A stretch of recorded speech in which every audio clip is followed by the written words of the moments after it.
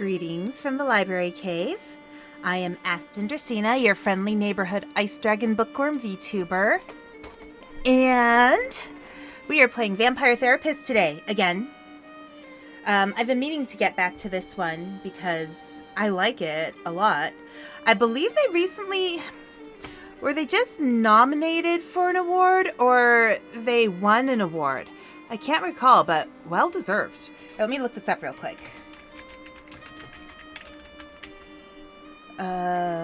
Let's see.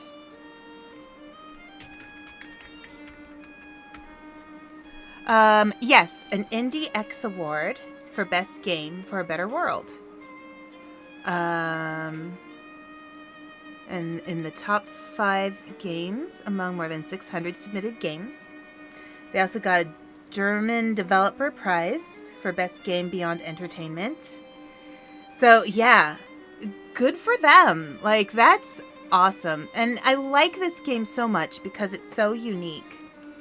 And even though for me as a former therapist, sometimes I have to reframe how I look at it because...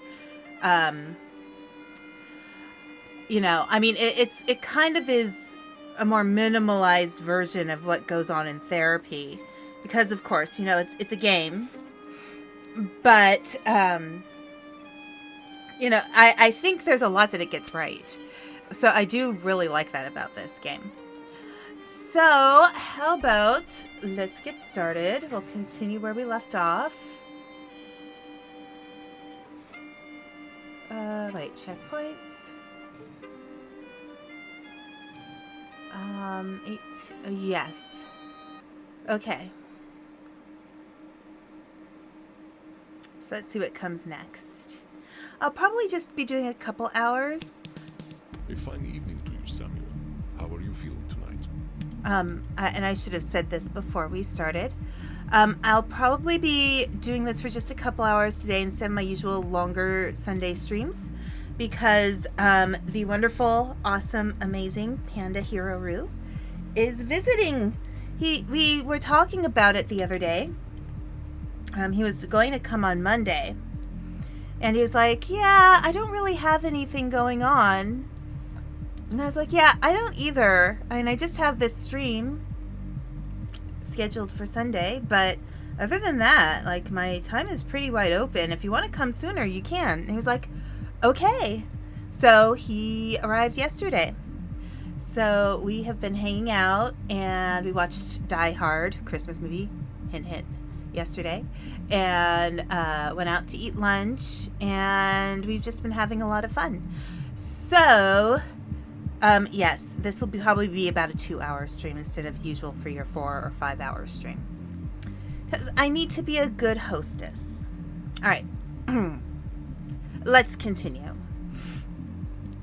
All right, a fine evening to you, Samuel. How are you feeling tonight? Not bad, not bad. A little overwhelmed, but guess I kind of have a lot going on these days. Indeed you do. The mind is an easy place to get lost in, is it not? You ain't kidding. Keeping all them cognitive distortions in my head and sorting through all my clients' problems ain't easy. We are not machines, Samuel. I believe you will find that you can never handle everything at once. I'm going to tell you guys this. I appreciate that this is a fully voiced game, because then I don't have to use my voice so much. And it gives my throat a break. There is a term the mortals use these days. Multitasking. It's a kind of meta-control fallacy. Even we must handle thoughts one at a time. Absolutely. Multitasking is horrible. I guess.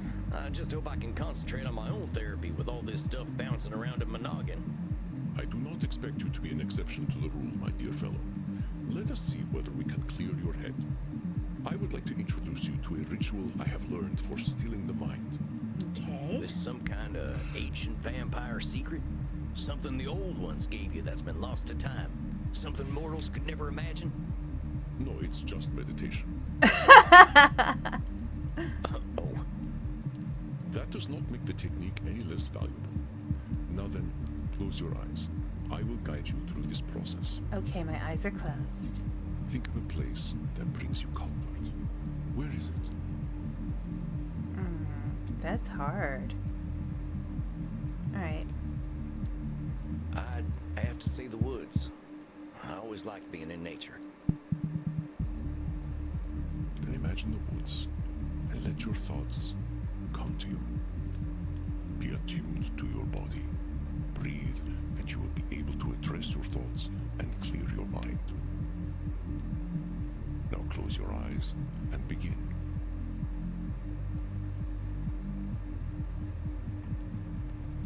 All right, first breathe in, press and hold.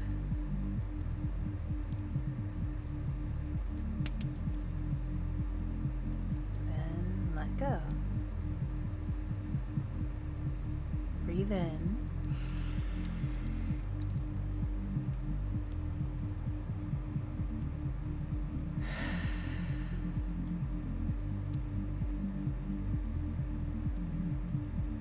I ain't cut out for this therapy thing. And it sure is a tall glass of water. I miss my princess. I kinda miss farting. Focus, Sam, focus.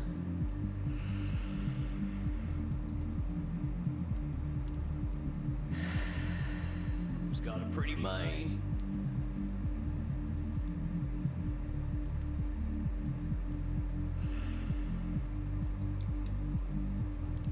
Wonder what's on Batflix.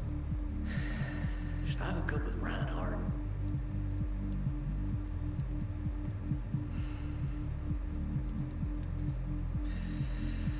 I'm so bad at meditating.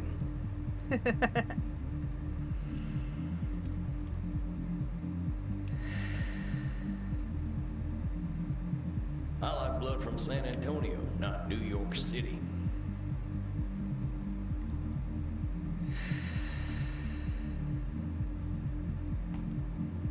Relax, ain't no vampire hunters here. Who's my favorite horse? Is it you?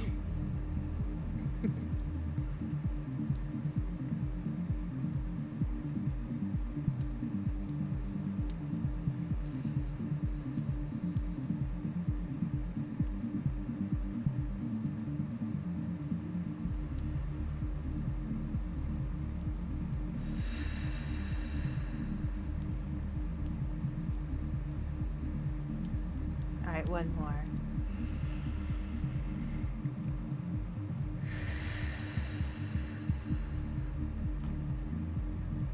Okay, How are you feeling now? better. Yeah, all right. Fine, really. All them thoughts just feel like thoughts. What sorts of things came up for you? Well, I thought about my clients. I thought about all them cognitive distortions. My horse came up a lot. My horse came up a lot. Your horse? Yeah, Princess. She was my horse back when I was alive. I still think about her every day. I can't really stop. I understand. I have bonded with many horses in my own life, but it sounds as though the loss of Princess was particularly fraught. Yeah. The way we bond with our animals is kind of, they really do become like family. Yeah, Would you like to start there? not sure I'd like it. Seeing as it's come up, maybe we should talk about what happened to her. It's got a lot to do with my old gang. I mentioned them before. The Mystic Bastards was their name. They were the gang to join if you had nothing to lose, and I had nothing to lose. That sounds like some Nosferatu thinking, my friend. Oh, I can see that now. But it turned out I still did have something to lose. And they took that from me to prove my loyalty. They took my princess. Killed her in cold blood. And made me watch the whole thing. They made sure she saw me too. Oh, that's cruel. Oh, Samuel, I'm so sorry. I just stood there, watching her dying, with them big eyes looking at me like she knew I betrayed her. Oh, God, that is They knew tragic. what it would take to break me. And it's my fault for letting them do it. But Samuel, these Mystic Bastards, it sounds as though these loyalty tests were a cruel, mechanical part of their indoctrination process. These are the actions of a cult.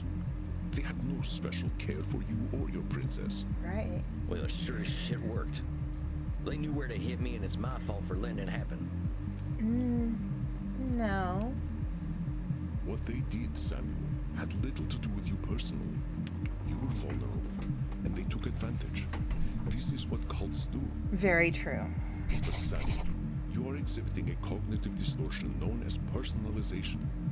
You are attributing the Mystic Bastard's actions entirely to your own supposed failings. Interesting. While it is natural to grieve for your horse, holding yourself solely responsible is neither fair nor accurate. True, true.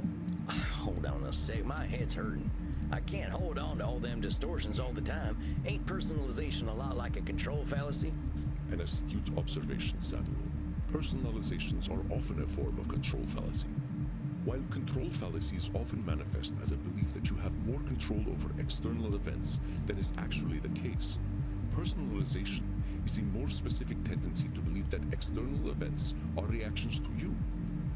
But let us leave control fallacies out of the picture for now. You are correct that keeping all distortions in mind at once is unrealistic. I would not interrupt your thoughts if I did not think personalization important. You are shouldering the blame for Princess's death. I can see that. Well, if it ain't my fault, who else's is it? The Mystic Bastards, of course. Let me put it into perspective for you. I will make a series of statements, and you help me identify the personalization distortion. All right, so we're learning a new type of cognitive distortion here. I overslept in my coffin because I forgot to set my alarm. I overslept in my coffin because I forgot to set my alarm. I don't think that's personalization, because that's literally factual. I don't know. Nosferatu? My friend, we are only trying to identify personalization distortions right now. I don't... Please try once more. I overslept in my coffin because I forgot to set my alarm. Well, that's the personalization, ain't it? No, No, Sam. it's not. If I forgot to set my alarm, that was my inaction or inaction. It is not a distortion to acknowledge this fact. Right. Dang. Okay, it didn't really give me an option to get that one right. It's all right, Samuel. Let's keep going. Okay. I bit Crimson's neck last night and missed the vein because I was distracted. It was entirely my fault. You were distracted. That's the personalization. There's a million reasons why you might miss a vein. Sometimes finding the right one can be tricky. But I admitted that I was distracted. In this case, I am clearly the cause of my accident, and it is no distortion to say so. I guess that makes sense. Okay. Let me continue. Batflix raised my subscription price again because they knew I would pay no matter what. That's personalization. That's the personalization. Badflix has no earthly clue who you are. They just raised their subscription prices anyway. Just as your gang planned to isolate members from their former lives. Do you see the connection? Yes. I guess so. I was just too stupid to see it at the time. No. Calling yourself stupid is one distortion.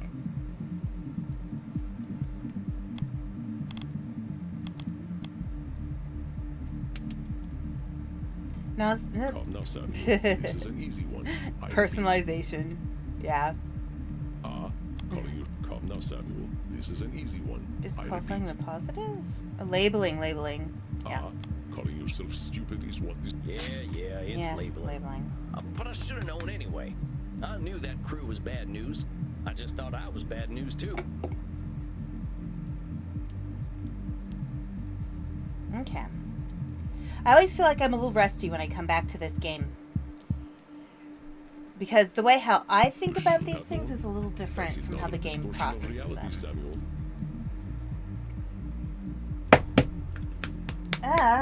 Sorry. Okay.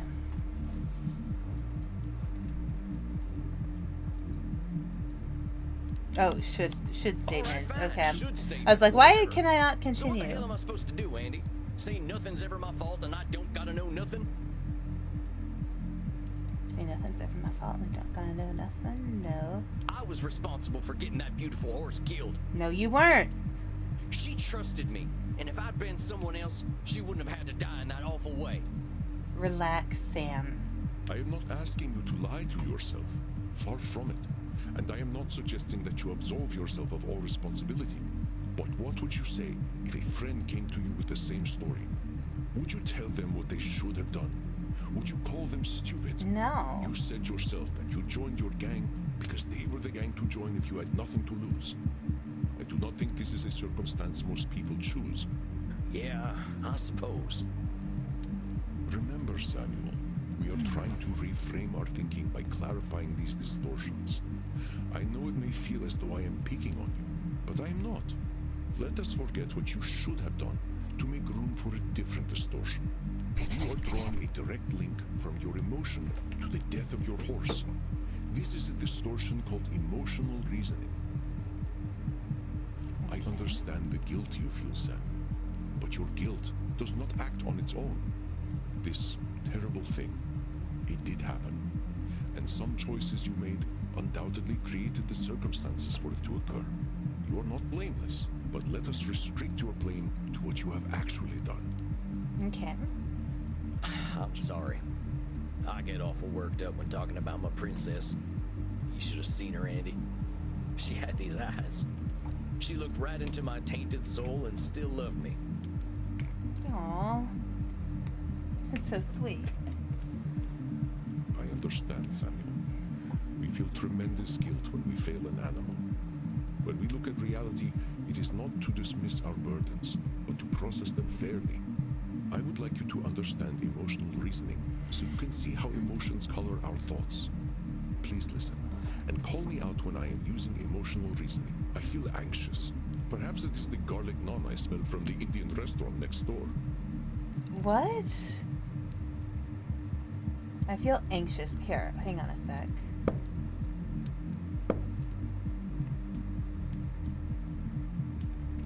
Emotional reasoning is when we act like our feelings represent reality. But no matter how unhappy we are, feelings alone don't define the world. I asked Andy, ain't everything emotional reasoning? He said no. Emotional reasoning specifically when we project our feelings onto the world. The world can feel like garbage when I feel like garbage, but that doesn't make it a reality. Okay, I think that is emotional. Well, that's some emotional reasoning, right? You're connecting your anxiety to the garlic next door. But this is not emotional reasoning. I do not suggest my anxiety is the cause of the garlic, but rather the garlic is the actual cause of my anxiety. Oh, yeah, that makes sense, I think. Why do we have a problem with garlic anyway? I have no clue. But there is a lot about being undead that doesn't make a lot of sense. Wouldn't you agree? Yeah, I guess I try not to question the weirder stuff. The mood in my club is somber tonight. I am sure it is a reflection of my own dark mood. Okay, so the club is somber because of his own mood. Yeah. That's the emotional reasoning right there. I don't think them folk in the club know too much about how you're feeling. Exactly. There we go. Our emotions can feel all-encompassing, and that is purely biological. We are animals, Samuel. There is a small cluster of brain tissue at the base of the cranium that tells us we are safe or that we are about to die. That is the lizard brain, as is often referred to, or the primitive brain. The complexity of our existence is at odds with our biology, but we have the logic to recognize it. That's the prefrontal cortex. Well, if reincarnation's a thing, I think I'd rather come back as a horse. It is indeed a boon and a curse to have human complexity of thought. No kidding. If I were a horse, I'd know better than to join any cowboy gang, let alone the Mystic Bastards. I'd be happy with a bag of oats and a field to run around in. How did you end up with the Mystic Bastards in the first place? Well, like I said, I didn't have much choice. Nobody would have taken me in at that point, except a hangman, maybe. I wasn't a vampire yet, so hanging didn't sound too appealing. The last job I did got my brother killed, and after that, my wife left with my daughter, and I never saw him again. Can't say I blame her. I didn't have nobody. Ain't no surprise that a vampire gang would be the only people to take me in. Aha, so that is how you turned. Interesting. Yes, sir. It wasn't pleasant. Not the candlelight and writhing bodies sort of affair you see in mortal vampire stories. That is terrible, Samuel. The turning is never easy. How did they find you? That job that got my brother killed, we partnered up with one of them Mystic Bastards for it. He knew where to find me. And he knew you were vulnerable and that you had no place to go. I've thought about that. Were they setting me up all along? Maybe. But whether they were or not, I really didn't have any place to go. I know when them wanted dead or alive posters go up, folk find dead easier and more fun. People saw me as outlaw scum when I was a kid, and there was no way they were going to be kinder knowing I was in a gang. You know this for a fact. You are certain that no one would have any pity on you at all? That your only recourse was to join your gang? I guess I don't actually know that no one but the bastards would have taken me in. Sounds like a cognitive distortion, huh? I think you see the patterns now. It may seem like pedantry, and perhaps it is, but pedantry is the search for ultimate truth. Okay. Spoken like a true pedant. It comes with being terrifyingly old. You discovered the cognitive distortion before I could point it out to you. It is a cognitive distortion similar to Nosferatu thinking, so let us put that particular distortion out of our minds for now. Yes, things were grim for you, but your experiences caused you to assume that there were none who would favor you with a kind eye. You were exhibiting the cognitive distortion of overgeneralization, the idea that no mortal could accept you. Okay. This clouded truth made you vulnerable to the mystic bastard's approach. Damn. Maybe you ain't wrong, huh? I should have joined the Foreign Legion or something. Dang it, should statement. Your mind is not a cognitive distortion shooting gallery, Samuel. Cut yourself some slack. All we seek is recognition of our distortions, not perfection and not punishment. Let us test your ability to recognize overgeneralization. Then I believe we will have covered enough for tonight. Allow me to begin. Elder vampires are insufferable. They all think they know everything. Yeah. Wait, ain't you an elder vampire? You don't seem like much of a know-it-all. That's right, Samuel. Though in all honesty, I used to be quite insufferable myself. I aspire to be more patient these days. Let me continue. It seems to me that being a werewolf is pretty rough. Vampires from Transylvania all have funny accents. I want to suck your blood. Who talks like this? That seems like an There we go. overgeneralization, Andy. I ain't sure any of them ever sounded like that. Pretty sure they all sound American these days anyway from watching bat flicks all the time. Correct, Samuel. I apologize for the offensive accent. It was employed only to prove a point. There we go. Well done, Samuel. Your ability to identify cognitive distortions continues to impress. But let us bring things back to you. I do not ask you to absolve yourself of the things you have done. You did not have the tools to be mindful of the thought patterns that made you vulnerable to the mystic bastards. I have seen mindfulness take root in you, though, Samuel. I hope this session has been helpful to you. Yeah, I'm still sad. I'm still regretful about Princess. I think I'll always be. My not being mindful is what killed her. Every time I think about it, I just know I'm a terrible person who messes everything That's up. personalization. But I think the awareness helps. It does. Then please tell me what cognitive distortion you just exemplified.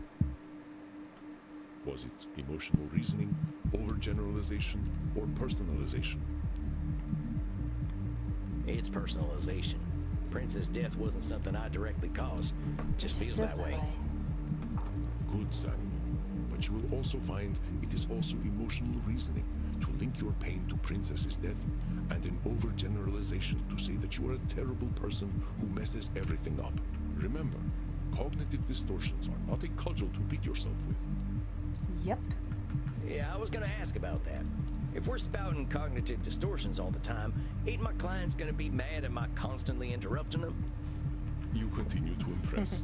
Yes, we cannot bully our clients with distortions. Thus, I find it is best to clear our minds and focus on a few during each session. Keeping endless distortions in mind is not easy for a therapist either, after all. I think we have done excellent work tonight, and I'm certain you've built up a thirst. I know this evening was emotionally intense. Ask Crimson for some scotch. Drinking booze ain't exactly compatible with our biology, Andy. By scotch, I mean Scottish blood. It's iron-rich and quite delicious. I age it in whiskey barrels. I don't think that's how blood works, but hey. That sounds pretty nice. I might just do that and call it an early night. It'd probably just become all blood clots, I would assume. As you wish, Samuel. Rest well, and do not lasso yourself so tightly as you say. You are deserving of love, especially from yourself. I'm just gonna leave before I get more embarrassed. Very well, Samuel. Rest in peace, my friend.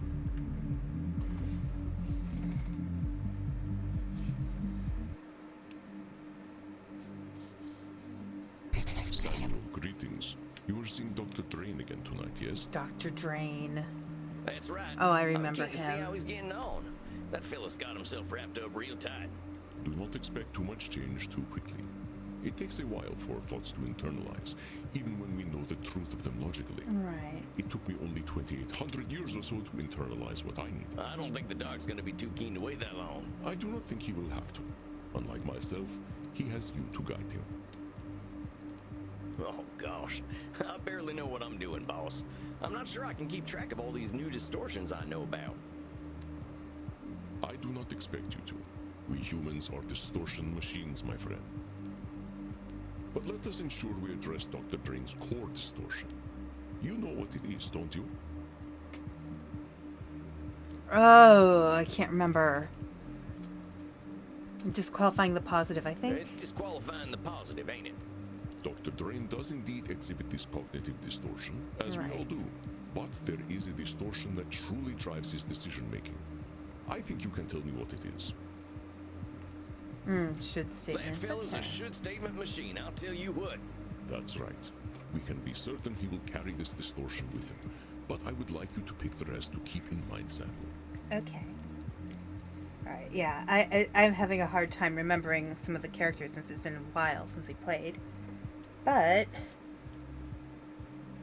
yeah. Cool. Okay. Up until this point, you have addressed client distortions in small clusters. But now that you are aware of more cognitive distortions, you will notice them everywhere. Okay. We must not use cognitive distortions as weapons to beat our clients with. So pick 4 more to keep in mind during your session. But what do I do if I detect he's showing the distortions I'm putting aside? You do not need to address all of them, my friend. You will not catch every distortion, and if you did, I believe your clients would find you irritating. I do not alert you to half of your cognitive distortions. True, he doesn't, because I've noticed a lot of them that go unmentioned. We know that Dr. Drain will exhibit should statements. What else do you think he will come to this session with? Alright. I think he definitely has some personalization, some overgeneralization, control fallacy, and I'll put in disqualifying the positive. I think I've got what I need now. Very good, Samuel. I will leave you to it. Have confidence. It is well earned. So this is the one who has been taught. He's the scientist who's been making the blood alternative that he says he's addicted to. I guess I just gotta believe you. All right, Andy, I'll do my best. I know you will. I will see you after your session. I think I'm ready, and here comes the man himself. Dr. Drain, good to see you again. Yes, well, I wish I could say the same. I have not had the most productive month. Back on this productive wagon, huh? Last time we were talking about all them should statement. Yes, exactly. And what a waste of time that was. I took what we spoke about to heart, you know, like a fool. Okay. But the should statements, as you so tritely put them, were the only thing holding me together. You ignored the addiction problem I came to you with. Nay, worse, you told me it was fine. And oh, how eager I was to test that theory. Interesting. So last time we talked with him, somebody brought that up in chat, and I think it's really good that it's come up again. Because I think last time what I said about addiction is you can't always completely take an addiction away, you know, full stop. Some people can handle that. Some people can, and it can't, and it depends on what they're addicted to. You don't want to take somebody off of like a really scary hard drug that they've been taking for years, like instantaneously, because they could have serious medical complications. They could die. You know, we don't know this addiction to this fake blood, what that is all about.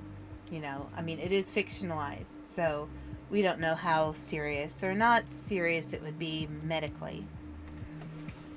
So you don't always take people off the addiction. You reduce the addiction and do therapy so that they can come up with other ways to, other coping mechanisms and stuff like that.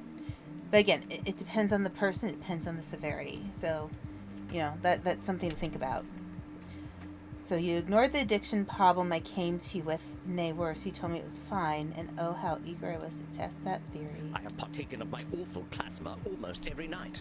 I am more monster than man now. Sounds to me like we could be having a fruitful conversation about moderation. I have a better idea.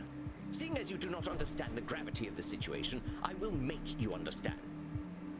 This is the plasma I've spoken of. Pure vampiric essence. I will show you how should statements are the remnants of our humanity. We should not be so quick to cast them away. Okay.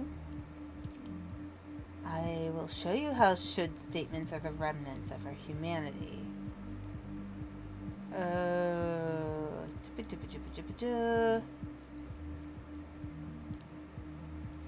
Overgeneralization? No. Dr. Drain is assigning himself quite an imperative. But whence came this imperative, Samuel? This is the plasma I've spoken of. Pure vampiric essence. I will show you how should statements are the remnants of our humanity. We should not be so quick to cast them away.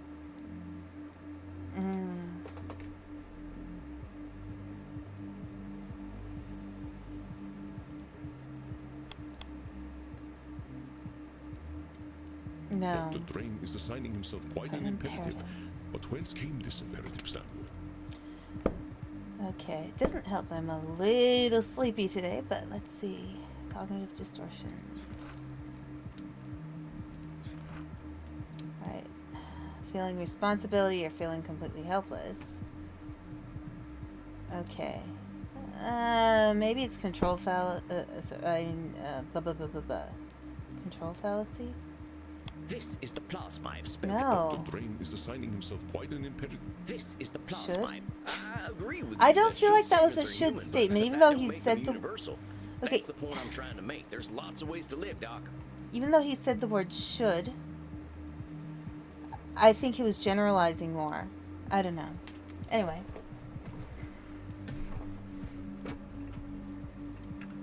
That is exactly the problem, Sam. We don't live. And this is the result most dire. Witness the wages of our sin. Now, hold on a sec, Doc. I think we better... The time for caution is over. Goodbye, Sam. What in hell? Mr. Hyde. Does it feel good to be alive? And who are you, darling? I'm Sam. I'm your therapist, Doc. You know that.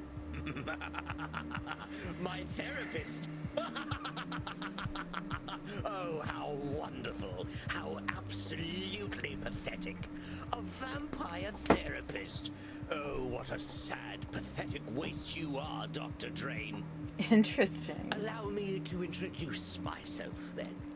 I am Lord Lyridus, and unlike that sad sack of quivering shit you've been talking to, I am a vampire. Okay. Interesting. So we've got a Dr. Jekyll, Mr. Hyde situation, or possibly dissociative identity disorder. Interesting. I kill, I drink, I fuck, and I'm dead sexy.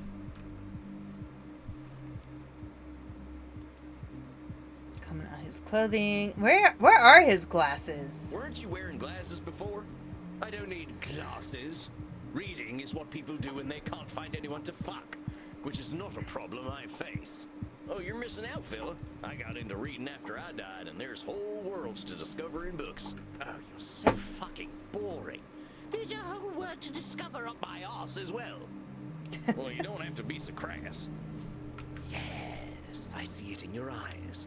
You're afraid, aren't you, American? Your Puritan blood chills at the sight of me.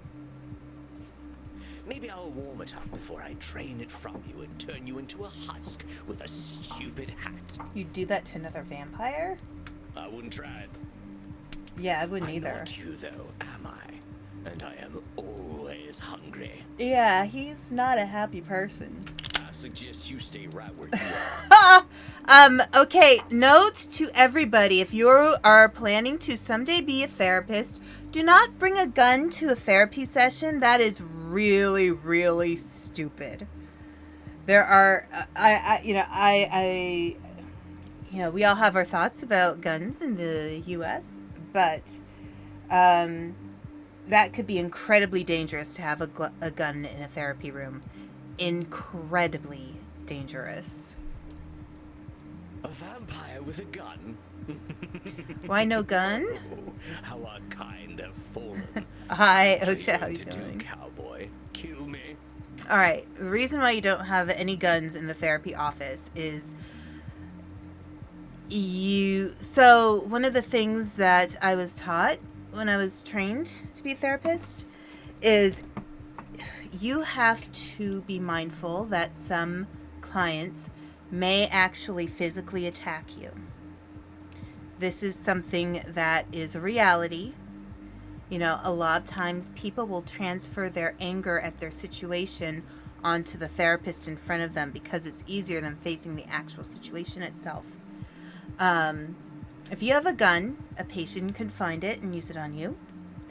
Or if you have a patient who is dealing with suicidal ideation, you don't want them grabbing that gun and hurting themselves in your office. So it's just not a smart thing to have a gun in a therapy office. It's too easy for something to go wrong. And it's generally irresponsible, I think. Nope, but I can make sure the next few months ain't fun for you. Oh, how very kind of you to care about me, darling. It'll be our dear Dr. Drain who suffers. But I need the little worm for now, so I suppose I'll let you live. By the way, one thing you can do is learn a martial art as a therapist. So if you need to, if a patient is attacking you, you can protect yourself and do so in a way that will not injure the patient, but will, it'll disarm the patient, essentially. When I was in grad school, we were made to take Aikido, because Aikido as a martial art has a lot more to do with, at least in the basics, it's a lot more to do with, instead of attacking the other person back, it's about disarming them, essentially, or bringing them, like if they come at you, you find a way to bring them to the ground and pin them down so that they can't hurt you anymore. Mighty kind of you. Now you just settle on down and we're gonna have a chat. Ugh, talking. We are animals. We are not meant for talking. Very well. At least give me something to drink. I can rely on your piteous human blood to do me that kindness, yes? I'm not human in this game? Alright, but I'm watching you, hombre. Look all you like. The show is free. This is better than the swill I usually prefer. I'm more of a quantity over quality sort of creature. Okay. Yeah, I know your kind. I used to be a lot like you. And I suppose now you are just as repressed as the sad creature that exerts control over this luscious body of mine. I'm more free than I've ever been. But don't you worry about me. Let's talk about you. You're going to psychoanalyze me. I live according to my nature. You might as well interview a lion. Hey, interviewing a lion might be fun. Yeah, we'll see about that. I'm sure you are the way you are for a reason. I wonder what a lion would say about humans. Oh, hi, Parsimon. How you doing? You're not wrong about that. You know the answer already. Dr. Drain needs me. I am what is missing in his unlife. Dr. Drain needs me. I'm what is missing in his unlife. So he's in control. I'm good. How are you?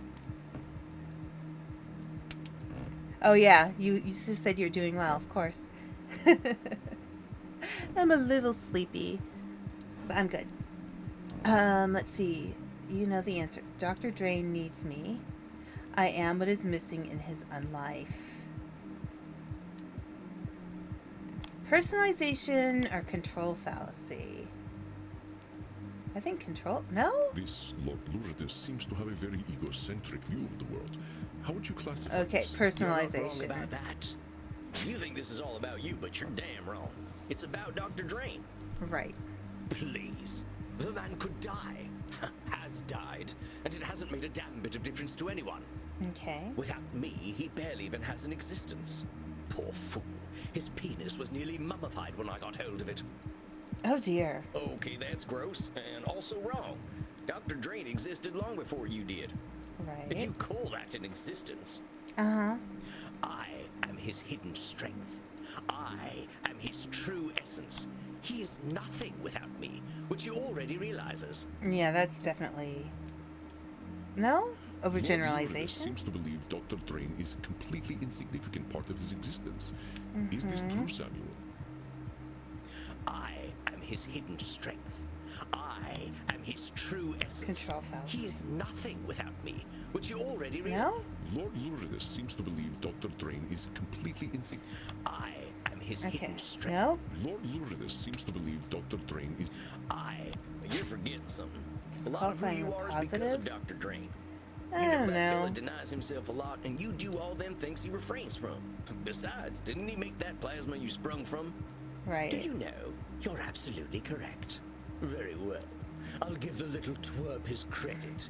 He did bring me into existence, and what a wonderful existence it is. Were you aware that vampires possess absolutely no gag reflex? I can prove it. Okay. What does that have to do with anything? I don't mess with my clients. But I'm Yeah. not your client. That little rat man in tweed is. Of course, he would deny himself the pleasure. You hear him talk about what he should do, but the sad creature cannot do those things. He should give in to me, and thanks to you, he has begun to. Okay. You hear him talk about what he should do. The sad creature cannot do those things. He should give in to me. Well, should. Come on now, you're really countering his shoulds with your shoulds? I think that proves there ain't no such thing as a should everyone agrees on. Right. But my shoulds are so much more entertaining. His have only bred him hundreds of years of pathetic existence. Well, that don't make a damn bit of difference. I bet there are vampires a hell of a lot more depraved than you who think you should be doing things differently. Probably. Really? Oh, you must introduce me. If there are holes I don't know about, I should very much like to know where they are. Okay. There. How old are you anyway? Goodness. This is very id, ego, super ego here. Dr. Drain's been summoning me for 14 years now. Oh, really? No wonder why he acts like a 14-year-old. Oh, things are starting to make a lot more sense. You certainly sound like a 14-year-old.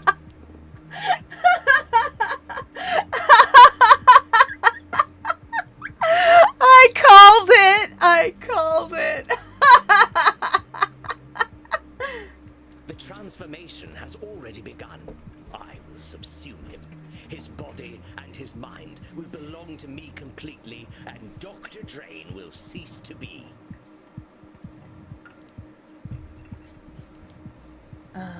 Transformation has already begun. I will subsume him. His body and his mind will belong to me completely. So personalization is everything is caused by... Okay.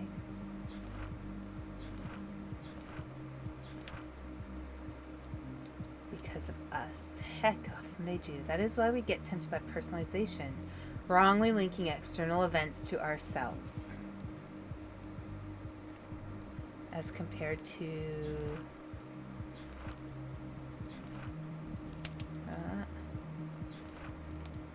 control fallacy. Have habit for feeling responsibility. I think this is a control fallacy.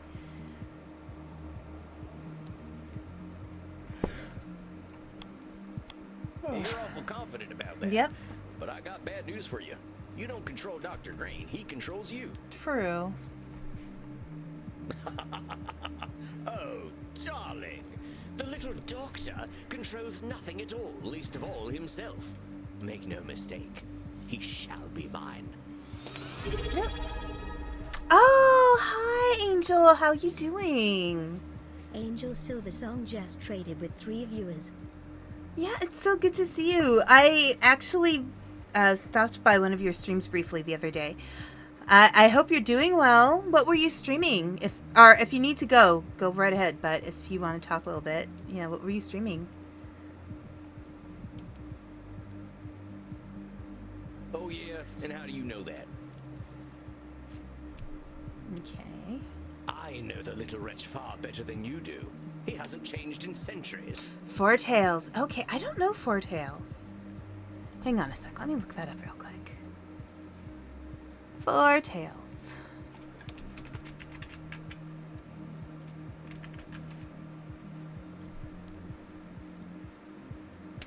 Oh, okay. Story-driven card game. Oh, that sounds cool. That sounds actually really interesting. Very cool. So welcome everybody. I'm Aspen Dracaena, your friendly neighborhood Ice Dragon Bookwyrm VTuber. It's nice to have you here. We are playing Vampire Therapist right now. I am a former therapist, so I find this absolutely interesting. I don't always get everything right because sometimes I think too big into therapy and not in the more simple concept of the game. But it's actually been really entertaining. I think it's a lot of fun.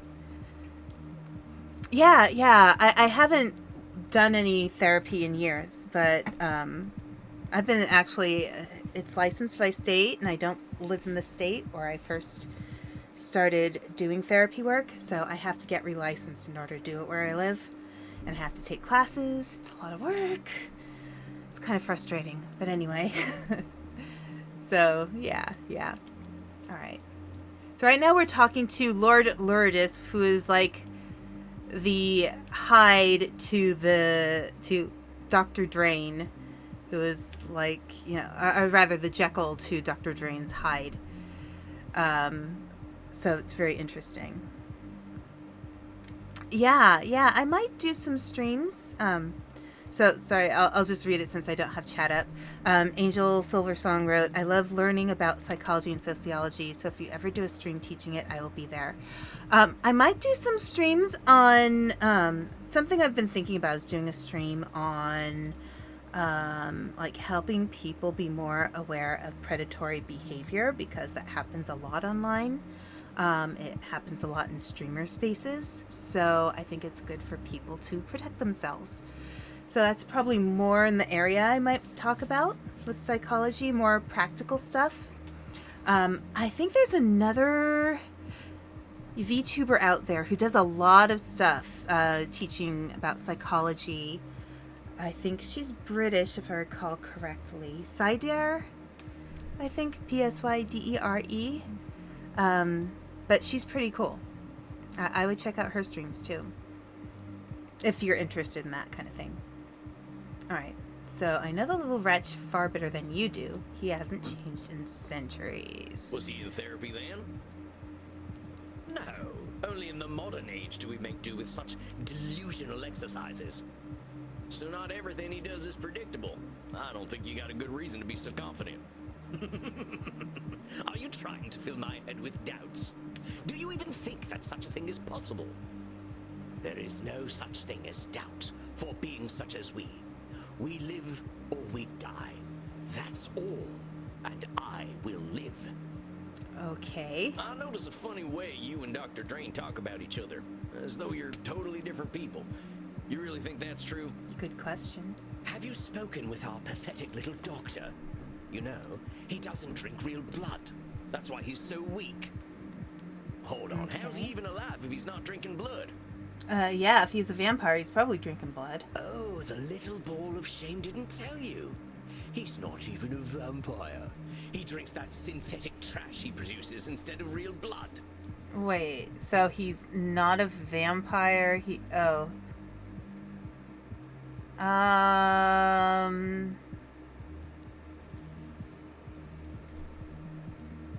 This one I'm not sure of. This little ball of shame didn't tell you. He's not even a vampire. He drinks that synthetic trash he produces instead of real blood. Overgeneralization? No. Lord Luritus seems keen to diminish Dr. Drain, but is his assessment fair or logical? No, it's not. Oh, the little ball of shame didn't tell you. He's not even a vampire. He drinks that synthetic trash he produces instead of real blood. Okay, so we've got either should statements. I don't think it's a should statement.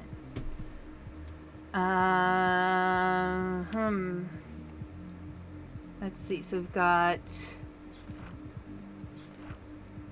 All right. So control fallacy.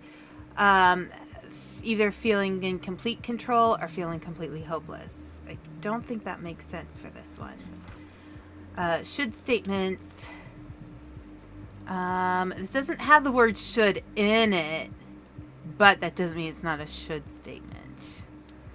So when we judge ourselves and others with arbitrary rules and how things should be, so this could be a should statement. Disqualifying the positive on account of all the, okay. Canceling out the good and leaving the bad. I don't think that applies. So no disqualifying the positive. So back to, should statement maybe. Personalization. We often assume things happen because of us. Linking external, that has nothing to do with this. So it's not personalization. Overgeneralization was not it.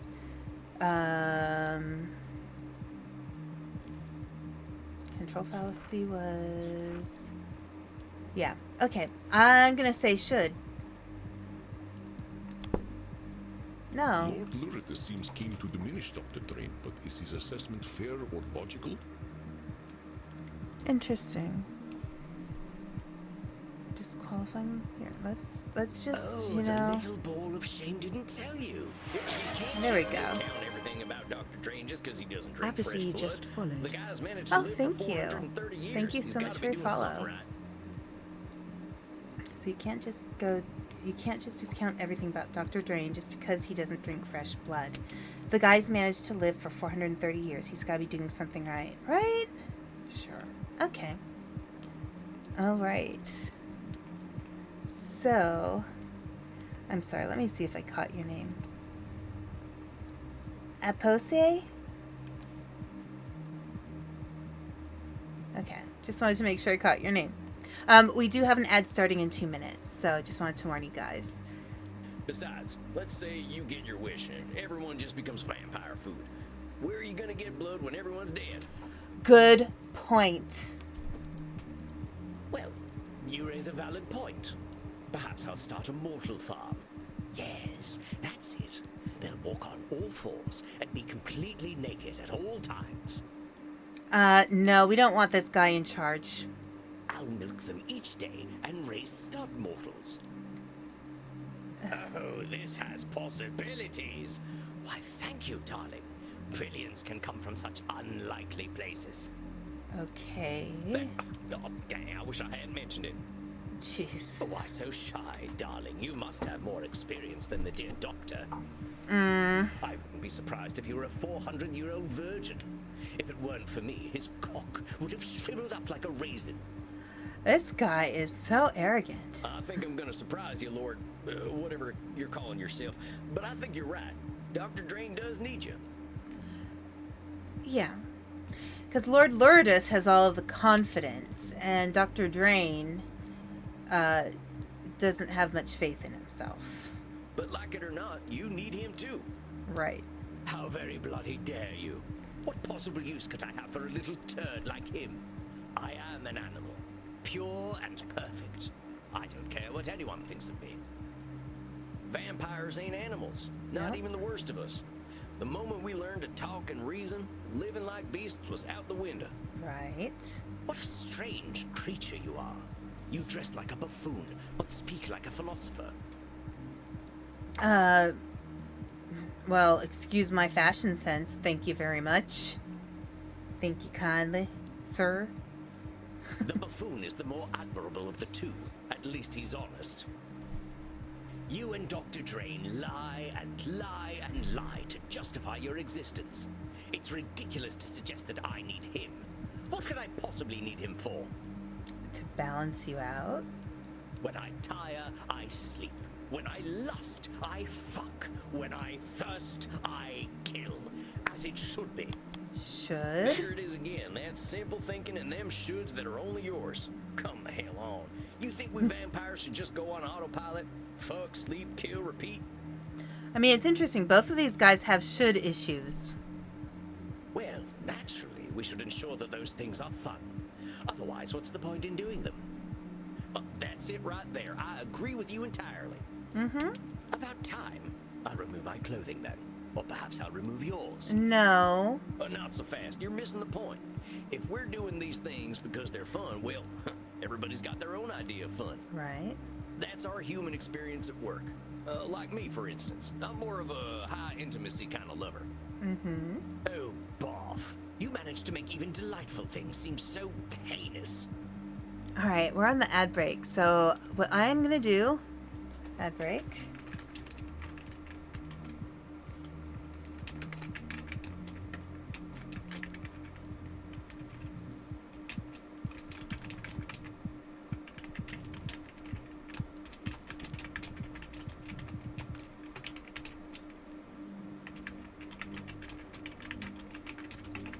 Okay. So yeah, this is very interesting. I'm going to just talk a little bit about this. You know, I'm going to run to the bathroom first, then I'll talk a little bit about this.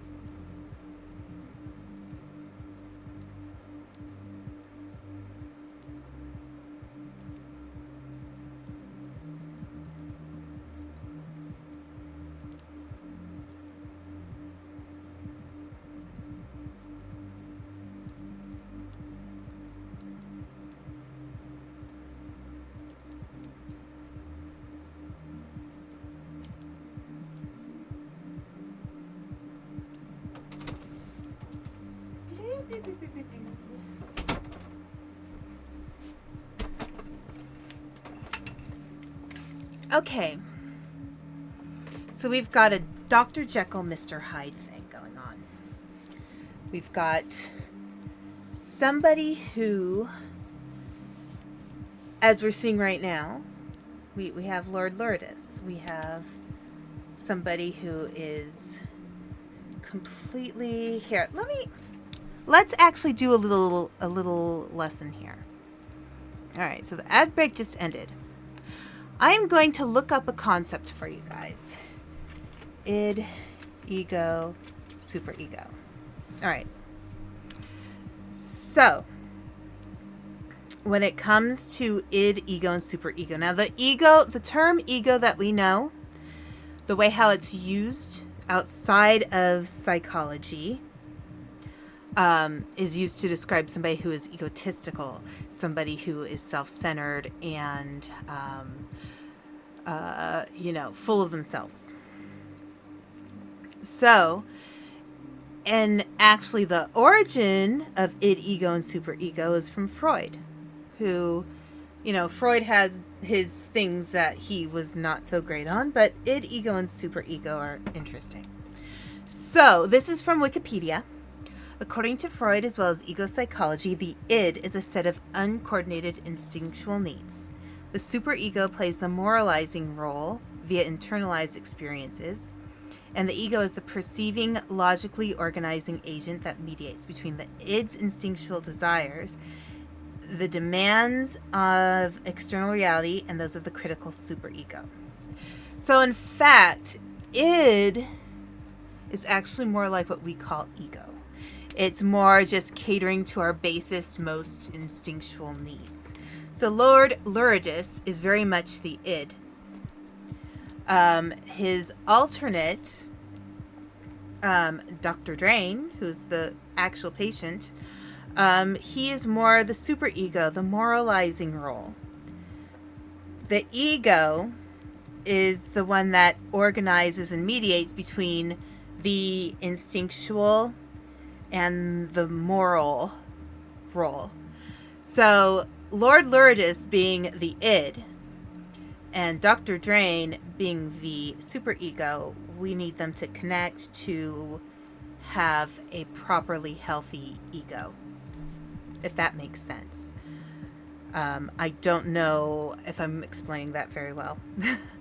A lot of the ways psychology is taught, especially with pop psychology, it's a little difficult sometimes to help people understand what's real psychology and what's pop psychology. So Lourdes is the id, Dr. Drain is the superego. I'm only speaking the truth. What makes you so damn sure you know what being a vampire is anyway? Why do you think you've got it all figured out? Lie to yourself all you like, darling. We're all alike. I know what you crave. That is definitely There's loads of those overgeneralization. vampires out there, all with different experiences. You really think we're all the same? We are animals, darling. Like all depraved animals, we exist to ensure we continue to exist. If we do not, we embrace oblivion. Well, that's a heck of a jump. We ain't powerless against our baser instincts, far from it. Right? We can be better people. We can live in harmony with others.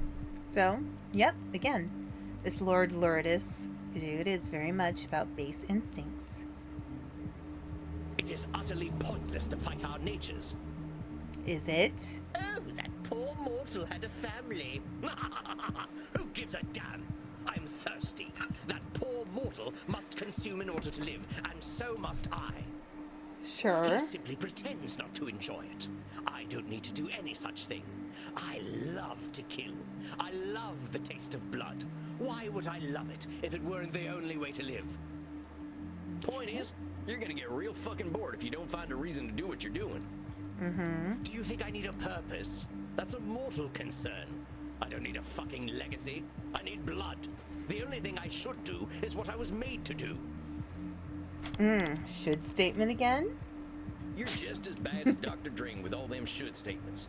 He keeps talking about what he shouldn't do, and you keep talking about what you should do. Right. They're ultimately the same person. They're all about the should statements. You both act so damn sure of yourselves.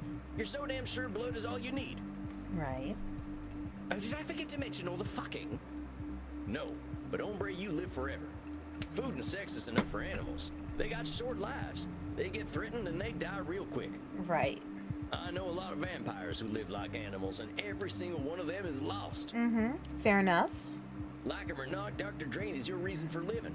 Hell, if he didn't make this plasma stuff, you'd still be buried deep somewhere in his head. Fuck you. Dr. Drain is a pathetic little liar, and I will destroy him.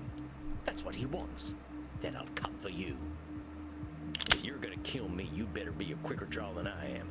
Again with the gun, dude. You wanna try your luck, compadre? No need. I do thirst, though, and I smell something downstairs. I smell mortals and virgins. Yes. Oh, how delicious. You've been holding out on me, cowboy. You can drink what's in that bottle till Dr. Drain comes back. I ain't letting the likes of you near them people. Yeah, seriously, this guy's a danger. To himself, no, but to others, At least yes. you're aware enough to know that I am a ravenous beast. So, in counseling, when you're working with patients, pretty much the agreement is everything is kept confidential unless you are being hurt by someone, you are planning on hurting someone else, or you're planning to hurt yourself. Therapists are mandated reporters in those cases. And beast that I am, I must kill. This guy would need to be reported to some kind of vampire council that could contain him. You will do no such thing to my mortals. Restrain yourself. Thank you, Andy. Oh, now who is this beautiful morsel? I am far older than any blood you have ever tasted, whelp. Do not dare to think you can overpower me. Don't threaten me with a good time, Daddy. I will keep this poor animal contained, Samuel. You did excellent work in handling him. There you go. He was threatening. He needs to be handled by the correct authorities. Deserve some rest. I will meet with you later. If you're sure. Do not worry. I have no need to hurt him. Well, now I'm just disappointed. All right, Andy. I'll talk to you later. And Lord Lurid, or whatever your name is, think about what we talked about, huh? Dr. Drain's got something you need. Oh, Vom, get out of here already. Oh, Vom, get out of here already. Not you two. Yeah, really. Interesting.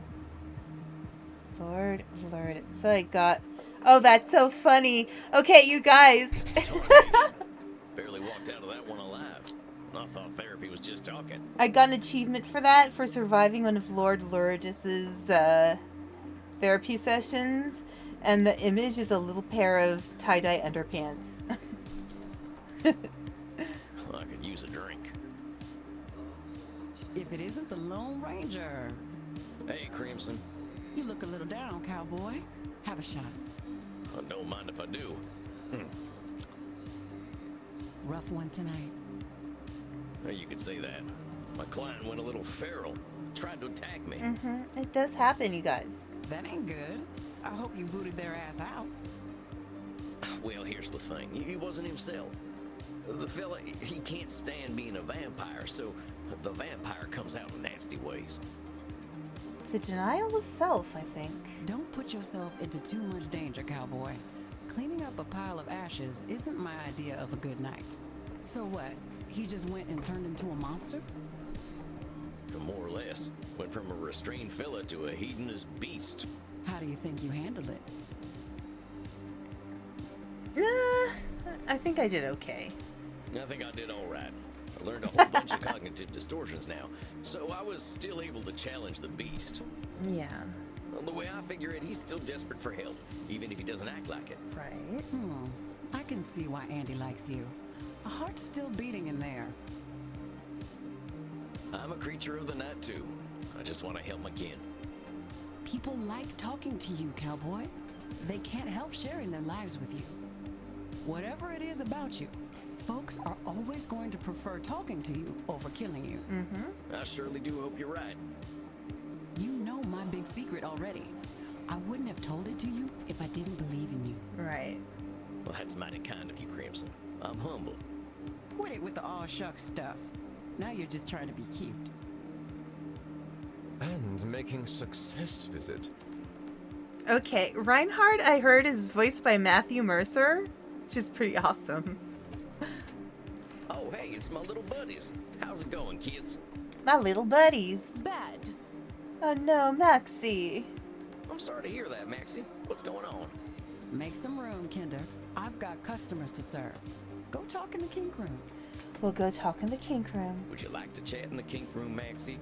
I would like that very much. So what's going on, Maxie? My boss yelled at me today and made me sad. Oh, poor Maxie. Well, what happened? Someone injected a malicious SQL query into our API and used it to execute code. We did not have our queries parameterized, so they were able to drop the user table entirely. Okay, that went over my head. Maybe I should get Panda in here and ask him if he understands this. He's the tech guy. Maybe I should. Hang on a second.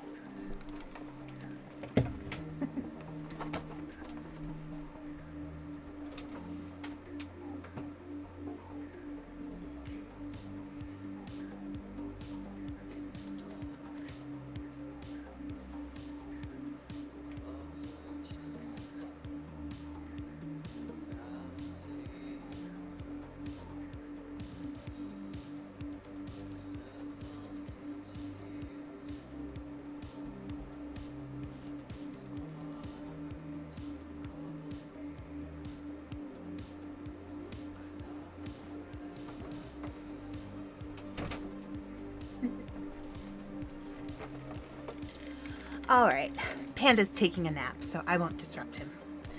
He would understand this. I have no clue. I warned the back-end developers that this would happen, but I got all of the blame. That sounds like a real mess, Maxie. Reminds me of the time I forgot to lock the gate on a cattle drive. By morning, every last cow was gone, just like your, user table thing. Maybe your boss was hopping mad, but I bet next time they'll listen to you. Am I the only one who is now aroused? No, Reinhardt, I am also aroused. Okay, get on over here and pass me some neck. Oh yes, the neck thing. They are so horny. Bite the blue veins. Well, my aim is really off tonight. Ugh, almost. Don't worry, Knutschkuchen. It happens to everyone once in a while. It moves too fast. I feel as There though we all go. my worries have been sucked away. I am well acquainted with this feeling, Hazi. And you will be once more. I think that's my cue to get to my coffin. Scared the American away, Maxie. Oh no! They scared the American away! Oh dear. I suppose I am a very bad girl. Who knows a lot about tech. All right, I'm out. Bedtime for Sam. I'll see you kids later. I love that these two, that Maxie and Reinhardt, are actually pretty smart people. Like, they have, like, they're really intelligent. They're just, like, you know, really into the vampire thing.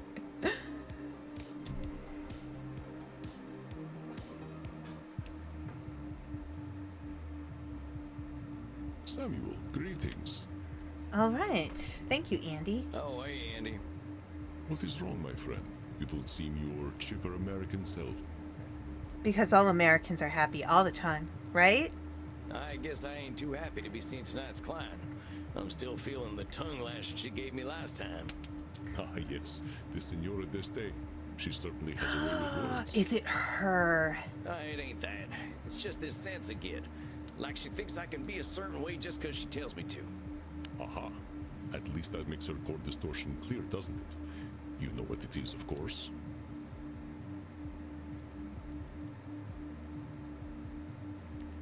Oh, wait.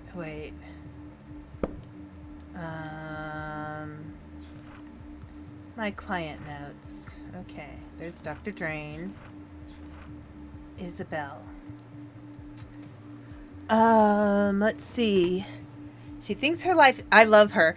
Isabella d'Este thinks her life was meaningless because modern art is meaningless too. Apparently this rise of the spacewalker movie set her off.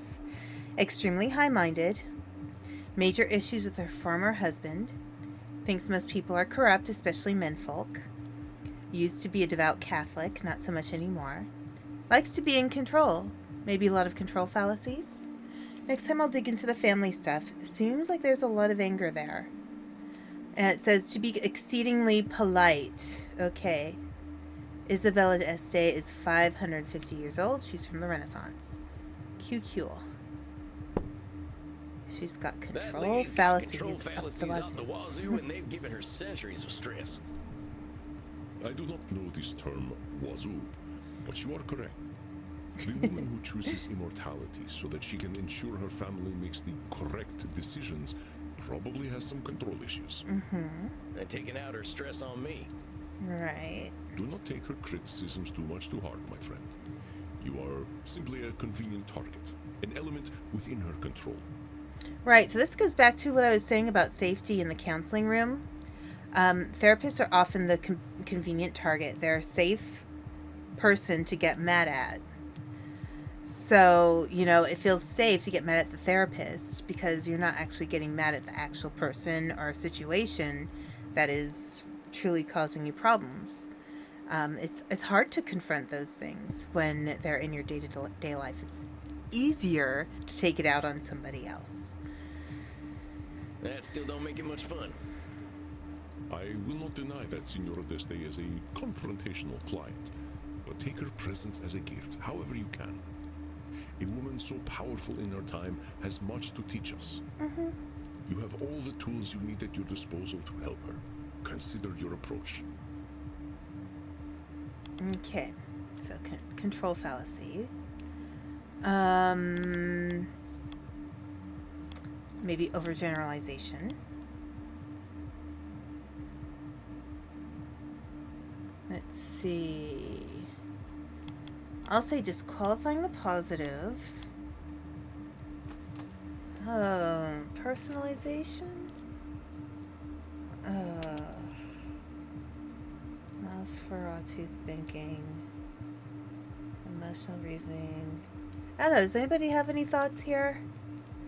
Maybe should statements? Because her sense of things is that things should be a certain way and they're not. Emotional reasoning, personalization. I'm not sure. Labeling.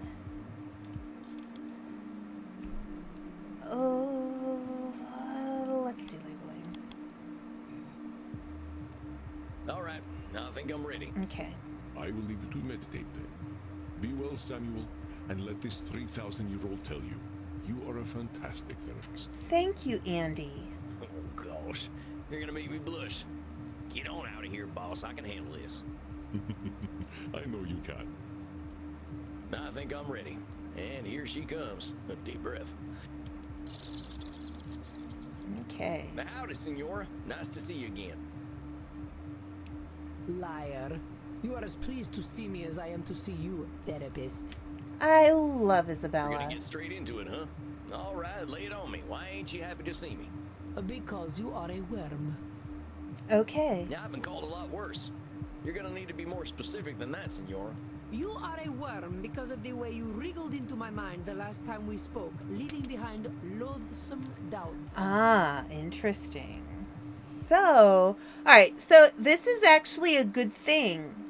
All right. When you're working as a therapist with a client, you want them to be able to take what they get out of therapy with them into their day-to-day life, so they can analyze what they're doing and make different choices because they're actually thinking about, what you talked about. The only reason I am here is to confront you for your beastly behavior. Okay. I come to you in crisis, and you suggest that I am the cause of my own woe. Aren't you supposed to help me? Well, Senora, you came in here telling me that Art is dead. How am I supposed to help you with that? I don't know. But telling me that my existence has been a complete waste of time is Oh, not it comforting. has not. I definitely don't remember saying that, Senora. What I said is that you ain't gonna change the world for anyone. But that doesn't mean your work wasn't worth anything. That's what I call Control fallacy or Nosferatu thinking. Let's see. So we've got control fallacy. Have either feeling responsibility or soul control, or feeling completely helpless. And the other one was Nosferatu thinking? Yes. Alright, so it's one of those two. Open. Stop it. So it's either some things can seem black and white, win or lose, famine or feast, live or die. Like everything's a big showdown. It can feel like we've only got two options. I'd say control. That's what I call a control fallacy. Senora, you're one person. One powerful, intelligent, and talented person, but one out of billions. Yes. You can't expect to reach everyone. Doesn't matter how good the art you produce is. It ain't gonna help a fellow like me who grew up without ever having heard the name Michelangelo. Michelangelo? Who is Michelangelo? The guy what painted the Sistine Chapel. Michelangelo. Right. Michelangelo did no such thing. Perhaps you are thinking of a man from New Jersey, or a turtle. It is Michelangelo. Michelangelo. Senora, you want to talk about wasting time? What's using me as a punching bag doing for you? Right. Very well. I will speak plainly. I am angry with you, Mr. Walls. Yes, perhaps not all I did was a waste of time, effort, and pain, but to think that much of it was, this is most horrifying. So perhaps not all I did was a waste of time. So she understands that. But to think that much of it was, I think she's... Alright. I feel like this is a disqualifying the positive. No? Listen carefully, Samuel. It is not only truth that harms the Senora, but also the way she perceives truth. Okay. Yes, perhaps not all I did was a waste of time, effort, and pain, but to think that much of it was, this is most horrifying. Alright. I feel like it's between overgeneralization and labeling. Right? Oh, come on, book. Alright, so labeling. Call ourselves awful names. It's like burning ourselves with a big old branding iron. Yeah. I feel like that is relevant. Overgeneralizations. Things will always be the same. Our experiences represent a pattern or the whole. We know what we've experienced, but it's a distortion to think our experience represent a pattern or the whole of something.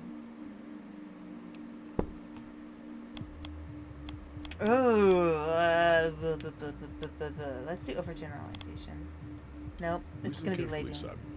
Alright, it's labeling. Perhaps not all. Maybe it'd There we help if go. we looked at that wording you used. A Right. waste of time, effort, and pain. A waste of time, effort, and pain. Even if you didn't achieve your goals in them efforts, you can't just say they were a waste of time. True. Now, if you were sitting in bed for 400 years watching bad TV, then I might agree with you. A disgusting notion. I am already dead. I do not need my mind to actively decompose by watching Batflix's latest trash. Batflix. So maybe let's reserve waste of time for trash, huh? Right. I can see why it'd be upsetting to see something you put a lot of effort into not work out. It is more than upsetting. It is devastating. I did not Right. just fail to bring the understanding of true beauty into the world, I failed to bring it to my own familia. I watched them die, Mr. Walls. It was not the physical death that caused me the greatest pain, but the spiritual death. Right. They had no care for the Gonzaga name nor the Deste name. Despite my sacrifice and all my efforts, they pieced away my legacy. Ooh boy, sounds like there's a lot to unpack here. It is a dark and painful story, Mr. Walls. A story where my greatest joy turns to ash, and I was powerless to stop it. When last we met, did I tell you about my son? No. No, I don't think so. Federico. Ah, my dear Federico, my little clown, my delicate artist, my beautiful boy. I suffered for him, Mr. Walls. I put up with my husband, Frankie, and all his brutishness, all his licentiousness. All for Federico. Oh, Federico. I raised him to be intelligent and clever, to understand the gentle arts and philosophy. I raised him to be a Deste. But for all my efforts, I could not cool his Gonzaga blood. and it persisted for a century to the ruin of our house.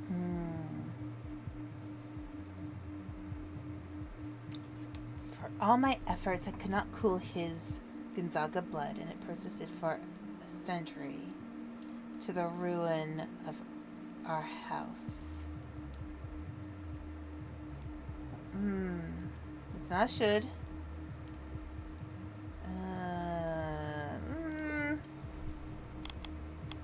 So he was intelligent. She said that. No. I know great powers, Samuel, but power over blood, that I shall never have. And there are none who can. Okay. Control fallacy then. Control fallacy. But for all I hate to break it to you, senor, but every kid's got two parents, whether they know them or not. And kids have got minds of their own.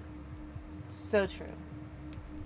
I refuse to believe that we are trapped by our blood. What was my destiny as a girl? Men of my time said it was to be servile and docile, a political pawn. What saved me from that fate? Knowledge, study, an appreciation of art, music, history, and literature. Okay. In the same way, I should have been able to save my son. Should. Why do you think you should have been able to save your son? I was his mother. If I did not save him, who could?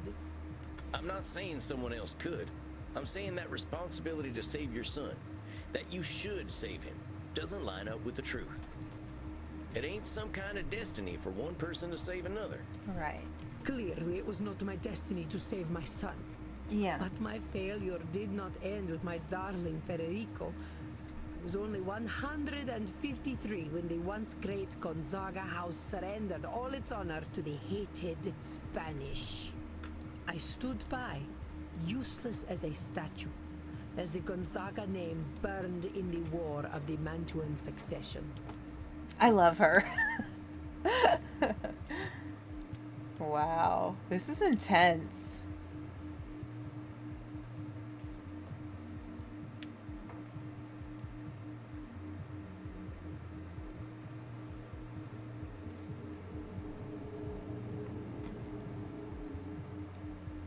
Stopping a war? So wait, there's a whole ass war going on and you're supposed to stop it? Right. How's that work? I gave up my humanity to guide my familia through the ages. If I could not do that, what was the point of becoming undead? Senor, being a vampire gives us a lot of powers, but it doesn't give us the power to control a single human being, let alone a whole dynasty of them. When the heck have we ever listened to our betters? I ain't no historian, but I know enough to know people are liable to making the same mistakes over and over again. Humans have got that whole pesky free will thing that makes them do dumb things. Oh boy, do we. Perhaps you are correct. Stupidity is inevitable. I understand what you are trying to do, Mr. Walls. What am I trying to do, Senora? You are trying to tell me that I have been living a lie for more than 400 years. I ain't doing anything like that, Senora. Do not fret, peasant. We are in agreement. I have been living a lie. We all have.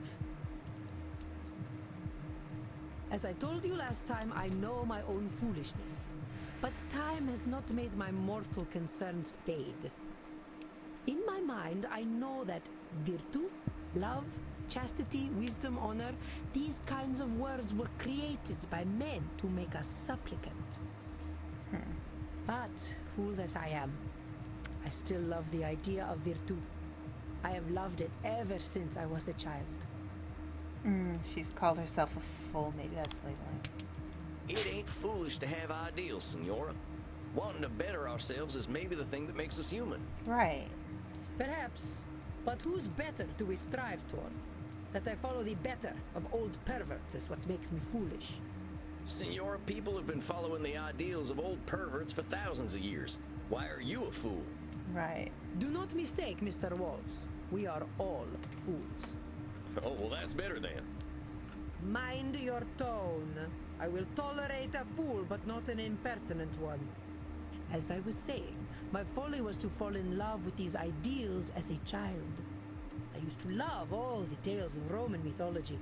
I saw myself in all the goddesses. I saw my strength and chastity in Diana.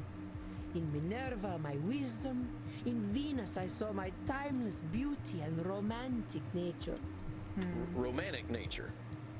Romantic nature? What a wretched parrot I hear. Do not look at me so. Yes, I was a romantic. Until reality came crashing down upon me. I really feel for her. I think maybe I find her relatable. It's like sometimes only so many things can happen, and it does kind of break your soul a little bit, and then you start to think, gosh, maybe I can't be that innocent, virtuous, sweet person. I have to fight fire with fire, Look at this painting I had commissioned. What am I looking at? Oh, I that's don't know much about art. gorgeous. The figures standing upon the arch are Venus and Mars. Mars is portrayed by my idiot husband, Frankie. Beside him, I stand as Venus. I'm not sure where I'm supposed to be looking. You may appreciate my beauty, peasant, but do not let your eyes linger upon my once supple body over long. This is art, not pornography. Thank you. Twitch, that is art and not pornography. But look closer and you will see that even this art is a lie. This is the dream of a foolish girl to be enjoined in pure romantic love with a handsome warrior. I believed so hard, Mr. Walls, that I thought I could make it true. But this handsome man is not Frankie. No. This is Frankie. He is not Mars, but Vulcan. Okay. Well, he's got some abs. I'll give him that. Yes, I did not shy from truth. But see how love's aim goes amiss and strikes his gangrenous penis rather than his heart. See the grapes behind him, for the drunkard is never far from his true love. See how he flails helplessly, as if begging a true warrior to put a sword in his belly. I'm sensing we've got some work to do around your husband. Yes. Whatever gave you that impression? The man was created solely to crush my view of the world and my place in it. Naturally, I might have some issues around him. I now believe that Frankie was the truest man I ever met. That is what broke my heart. I maintained the illusion that he was my Mars because that is what I needed. I was not ready to face the truth. Oh, but I knew. Even as a 15-year-old girl, I knew. But I could not accept that I was married to the legendary penetrator of Mantua. Is it any wonder that I preferred the lie of Virtu? Is it any wonder that I still prefer to believe it? Yeah. Problem is men. You are all weak animals who would give up your dignity for an evening in the company of Lucrezia Borgia. Oh, that is definitely overgeneralization. Hold your horses there, Senora. I don't even know who the heck Lucretia Borgia is. She is the inventor of twerking. All men flock to her, as I'm sure you would. They say she was blonde, but she looked like a redhead to me. You know what they say about redheads. Kissed by Lucifer. Dang, Senora. Your overgeneralizations are building up and making you see whole groups of folks as awful. Now, I know you got your reasons for feeling the way that you do. Real personal ones. But recognize where your experience is making you narrow your thinking. I mean, Senora, I'll be straight with you, as you're a tough lady. Here's where I think it's coming from. Okay. You're comparing people to gods, right? You're comparing people to gods, including yourself, and everyone's failing that test. Because they're gods. Frankie weren't never going to be Mars. You weren't never going to be Venus. You weren't born out of no shell. And you will never be anything but a peasant. Heck, Senora, I'll be as surprised as anyone if I get invited to a high society dinner. I can tell I'm hitting a sore spot, but maybe that means that's what we've got to focus on. Right. Sometimes. So that's a good point. Sometimes when It's not necessarily with feelings of anger, but anytime you feel like there's like something inside you that you need to address, but it's scary, so you don't. Sometimes you actually need to listen to that and address it. I do not like you, Sam Walls. But you are correct. I betray my own purity of spirit with my anger. But I say, why should we not aim to be like the gods? Humanity is not worth preserving when we are such petty creatures. Blah, blah. I think disqualifying the positive. Wait just a minute there, Senora. Humanity ain't worth preserving? I say you're wrong. Damn wrong. Look at yourself. Look at what you've created. Ain't no goddess has ever done what you've done. You brought some of the finest art ever produced into existence. You ran your own city, which is something I'm pretty sure Venus never did. I suppose that is true. Our mortal concerns seem so pedestrian, though. Senora, humanity is all we've got. Even if we're immortal, every word we're speaking is a result of our humanity. Yeah, we make a lot of mistakes, and some of us sound like peasants. But all that messiness is worth something. It makes us who we are. Right. Senora, I don't think you're a goddess. I think you're way more interesting and impressive, because you're real. Right. Well, you have great wisdom for a peasant, Sam. And your kerchief is a fetching shade of red that matches your eyes. Well, thanks, Senora. Let's focus on you, though. What happens if you're not that perfect goddess? I suppose I have always felt that if I could not live to my ideals, I would be left with nothing. I would be discarded like Frankie's mistresses and die of some sex disease. Oh, Mr. Walls, I know you speak the truth. I wielded great strength in an age where women were not respected. Right. But I alone feel the weight of my family's collapse, so I feel responsible for it. But I was the only person capable of preserving my family, Sam. That is what makes my failure so poignant. That would be a control fallacy. Because she's not the only person. Everybody in the family is part of preserving the family. It's not just her. Senora, what if you weren't the only person capable of preserving your family? What if no one person was? I don't know. I never considered such a thing. Well, try to consider it now. What if you accepted that whatever was going to happen to your family was going to happen? You sound like a Calvinist. Never mind with the labeling for now. How would you feel if you knew nobody can control what happened to the Gonzaga house? I think I would feel relieved. Senora, whatever happened to your family, fault never belonged to you. You were the one who named yourself responsible.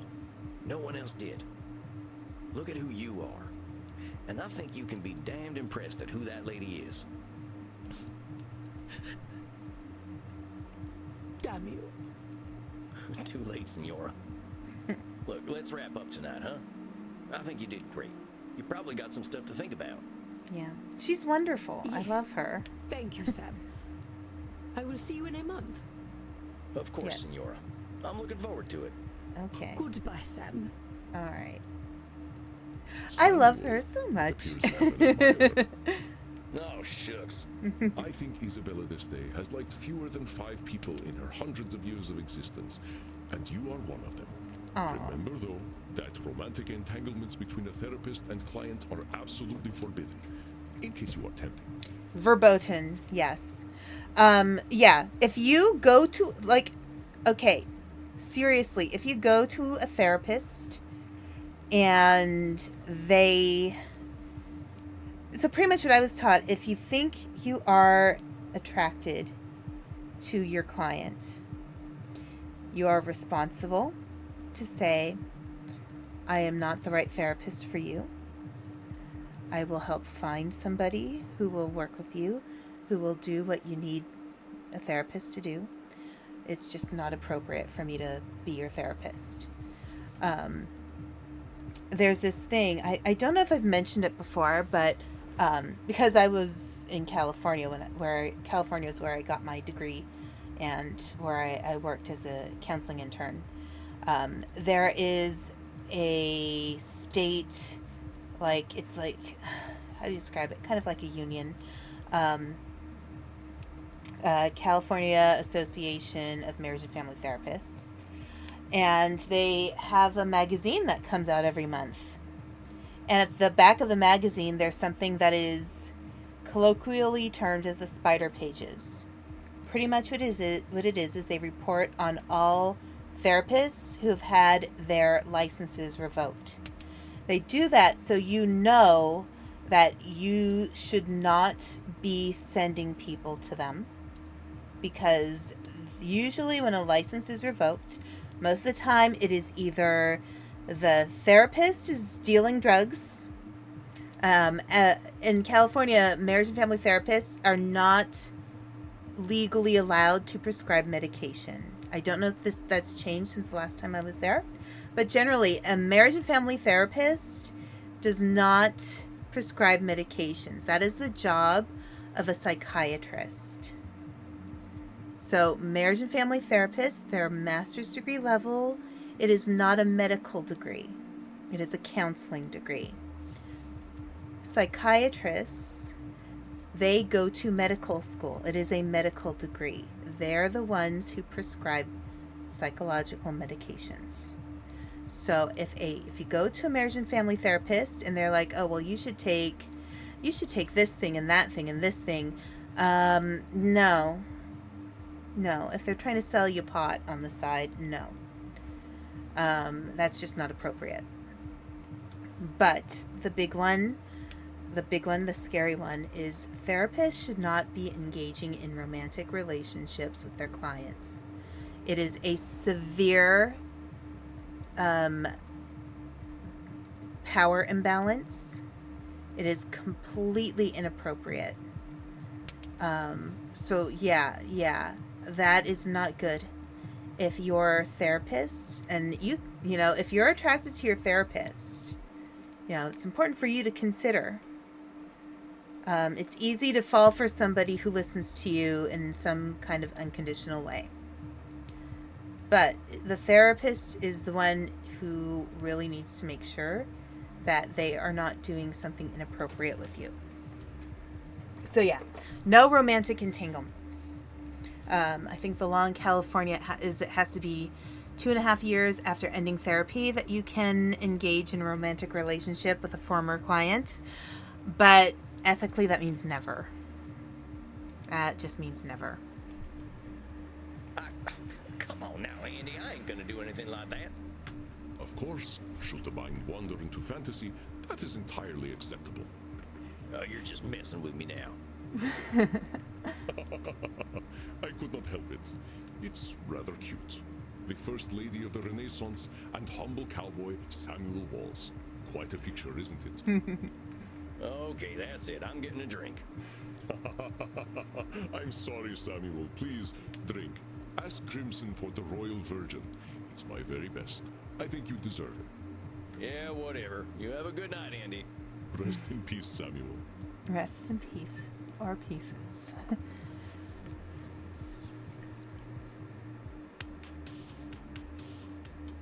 And I thought I had family problems. I'll need me a Crimson Special after that one. Alright, so did that automatically save it?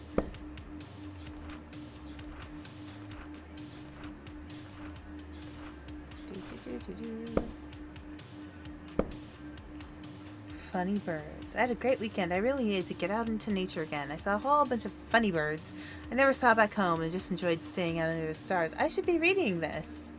When I did run out into mortals, they didn't speak a lot of English, but they could definitely do the accent.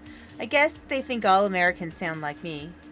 I couldn't get too close to them, though, so I'd have to live on local wildlife blood.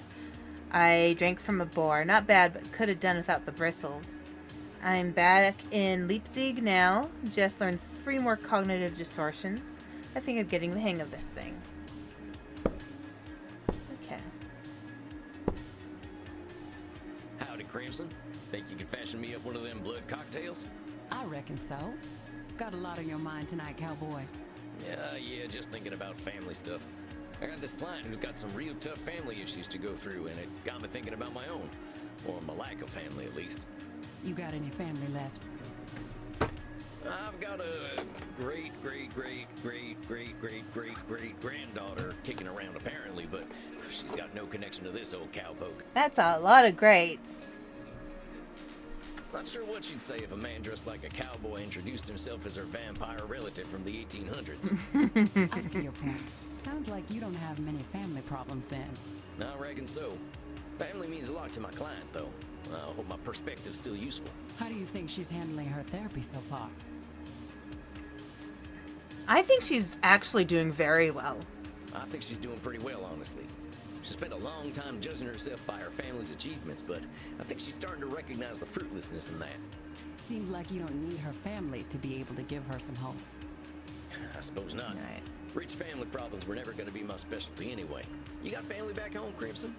Yeah, I've got some family. We don't talk too much.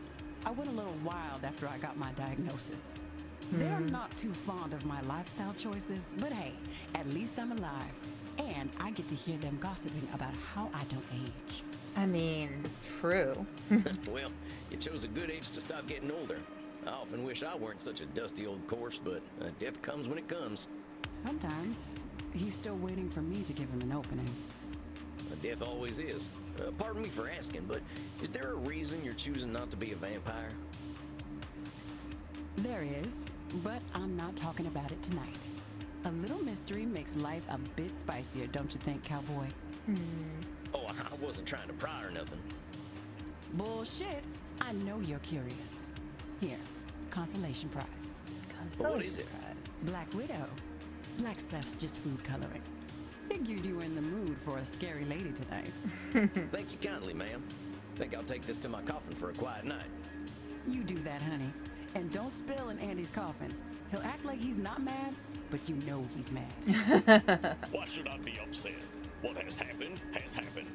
Not bad, cowboy. Get the hell out of here. I like Crimson so much. She's a great character. Okay, I'm going. See you later, Crimson. There we are. Gotta get me one of these fancy coffins for back home. Now, let's see. What am I in the mood for? I think I'm either gonna find a passage from Little Women that suits me, or I'm gonna watch Shemp get smacked in the head with a hot iron.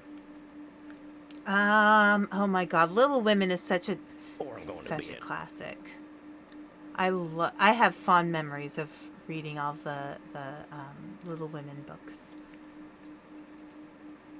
I mean, I can watch Shemp get his head crushed in a vice, but Little Women. I can always turn to the outcuts in my times of doubt.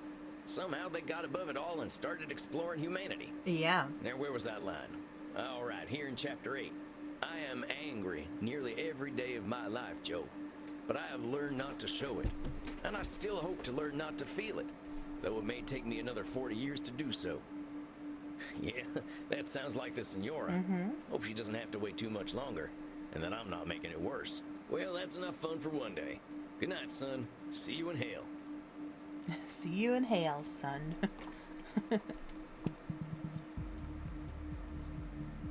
Samuel, greetings. I believe you are seeing our actor friend tonight. Okay. are you not? So that is the checkpoint saved. And I do need to stop because I have stuff going on today. So I'm going to exit. No. Here. Save. I'll save here. Okay. So that is our spot. Okay. Alright. So let us exit. Yes. Alright. I love the music at the beginning of the game. So, yes. Monday night. Monday. I think Panda and I will be doing a stream on Monday night. We'll see how it goes. We are going to be doing a live hand cam stream. We'll be talking about some fun stuff. and we're really excited about it. I will be putting together my stream schedule for this week. I will probably not stream until Thursday because of Panda being here. So yeah, and Thursday's the usual co-working stream. So we'll start with that, and then Final Fantasy on Friday as usual. Maybe we'll continue Vampire Therapist. I feel like there's a lot in this game that I haven't gotten through yet, and I really love it. So possibly I'll do more Vampire Therapist next weekend. So I'll exit now. Let's see who is streaming right now.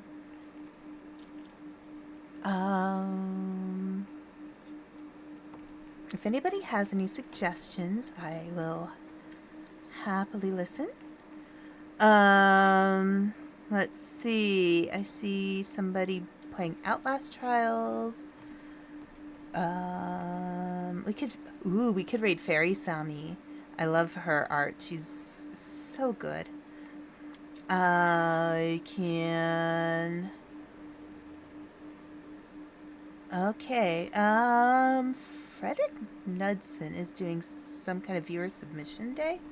That's kind of interesting too. Yeah, you too, Ocha. Have a wonderful evening. Here, I don't usually raid the bigger streamers, but I will raid Frederick Knudsen because for all intents and purposes, I hear that he's pretty cool.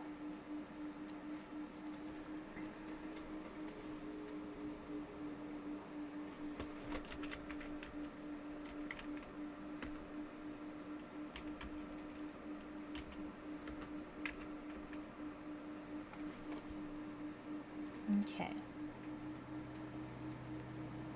All right. So have a wonderful rest of your weekend. I will see you guys maybe tomorrow or Tuesday.